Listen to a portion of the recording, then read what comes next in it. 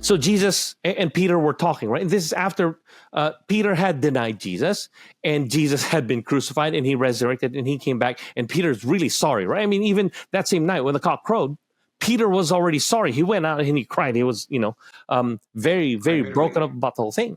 This is Jesus. This is his rabbi, his master. Not only that, he had confessed that Jesus is the Messiah. Jesus is the Son of God. Peter said when Jesus asked the disciples, right? When he asked the 12 in John chapter 6, I believe, right? It says, when he was telling the people stuff and a bunch of the disciples left, then he asked the 12, are you guys going to leave me too?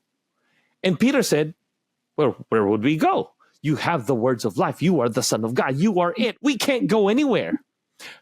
But when push came to shove, actually, there was no pushing and there was no shoving, because if there was pushing and shoving, Peter's ready for pushing and shoving. But when there was a threat of him being mocked for his relationship with Jesus, that's when he fell apart. That girl said, hey, you sound like that guy. Don't you know him? Right? Aren't you a Galilean like that guy? And Peter denied him 3 times. So the rub there was not against theology, not against fighting the Romans. And Peter was ready to fight. I mean, he chopped off the guy's ear, right? And that was because he missed. Here's the thing. It was about the relationship, his relationship with Jesus. That's where it all fell apart. And so now here, Jesus and Peter were talking. Roll back a little bit, right? 2 Greek words here for love, right? In English, you look at these verses, John 21, verses 15 through 17. When they had finished eating, Jesus said to Simon Peter, Simon, son of John, do you love me more than these? Yes, Lord, Peter said, you know that I love you, highlighting the words love because you're about to tell us which is which, right? Yep. Jesus said, feed my lambs. Verse 16, again, Jesus said, Simon, son of John, do you love me? He answered, yes, Lord, you know that I love you. Jesus said, take care of my sheep. The 3rd time he said to him, Simon, son of John, do you love me? Peter was hurt because Jesus asked him the 3rd time, do you love me? And he said, Lord, you know all things. You know that I love you.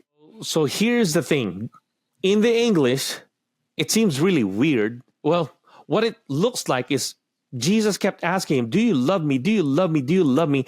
And Peter kept saying, yes, I love you. I love you. And on the 3rd time, it seems like Peter was grieved, was upset. He was sad because why does he keep asking me like he didn't believe me the first 2 times? But when you look in the Greek, there's something going on in there in the original language. There are 2 Greek words here that are translated love.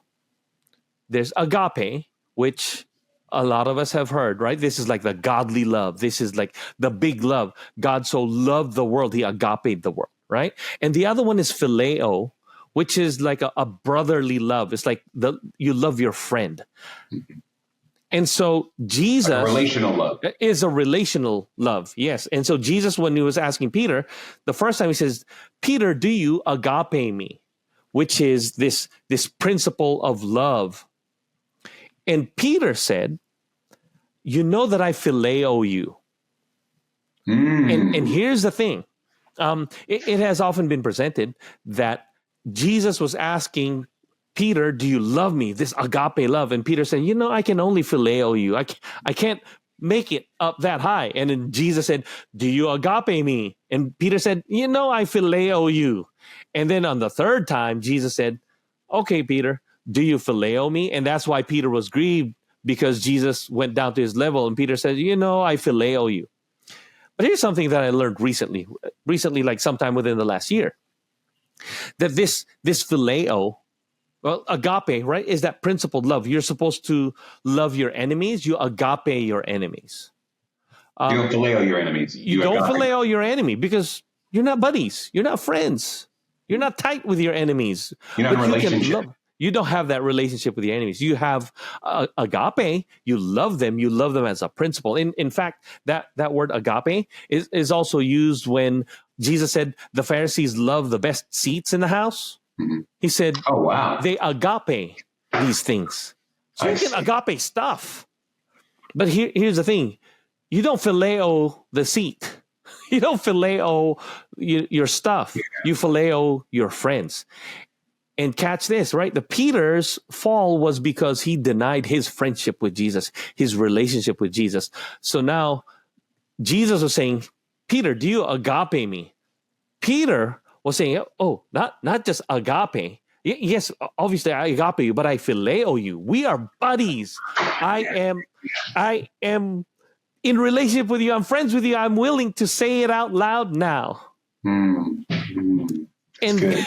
then Jesus said, do you agape me? And Peter said, we are friends. We are tight. I phileo you, not just agape you, like love you as a principle. I love you because we are friends. We are close. And then the third time, Jesus said, well, Peter, do you really phileo me? And that's why Peter was grieved, because now Jesus is questioning the phileo.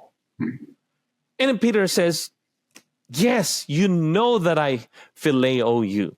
And Jesus, of course, reinstates him every single time. Says, okay, you love me, you phileo me, you agape me, feed my sheep, feed my lambs, take care of my sheep. Because Jesus knew that as we go through life, there's going to be times when we're going to be tempted to renounce our relationship with Jesus. And there's going to be times when we are going to fall.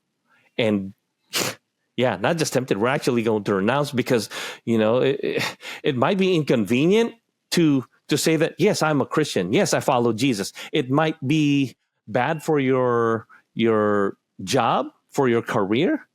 Or how about this? It might be hypocritical to profess your relationship with Jesus right after you have been un-Christ-like.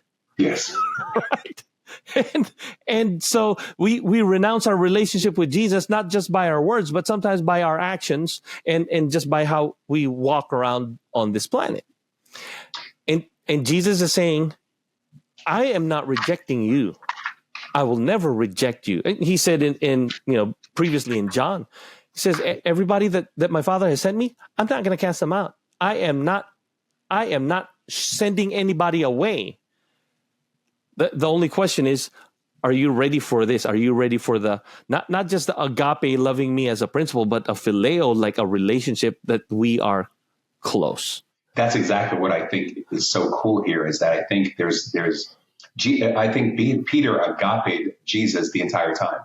So there's a sense in which the Pharisees probably agape Jesus at all times. That they agape the fine seeds, they agape the divine things as well. So this agape thing as a principle, you can live there and not be in relationship, right? And it's only in relationship that all these things actually make sense. And so that's why Jesus says, you search the scriptures daily and yet you don't see me. Like what he's saying is that you're delving out this agape. You're understanding this principle called love, but you're not in a relationship with me. You don't know me. Mm-hmm. These people that come at the end of the world time and Jesus says, hey, I don't know you. That's what they're talking about here, right? I'm sure they had an agape love. They had this divine sense of God, but they were not in relationship. They were not phileo, right? And so that's what I love about this, is that as you and I take our audience and ourselves through this journey of theodicy, or fill in the blank, eschatology, Sabbath, health message, whatever, the lenses we have to have on are the phileo lenses. We're in relationship, and everything flows from that. The minute you pivot and only see the divine things as agape, as a principle, then the response back isn't love. It becomes fear. It becomes obligation, duty. It becomes all of those things that you and I, and you're smiling because we've lived there for years and we called it love.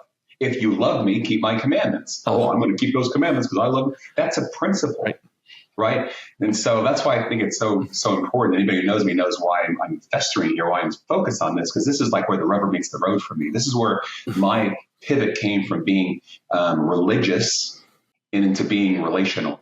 It was right here. This is the linchpin, right? So that's why when I see it, I want to yell it, right? Right. And I think that turn, right, that pivot is where we all need to get to. Those of us who have been religious all our lives, perhaps, we need to get into the relationship, right? God is not just a God who's giving us true things so that our lives can be better. He's the God who gives us himself so that we can be with him. Yeah.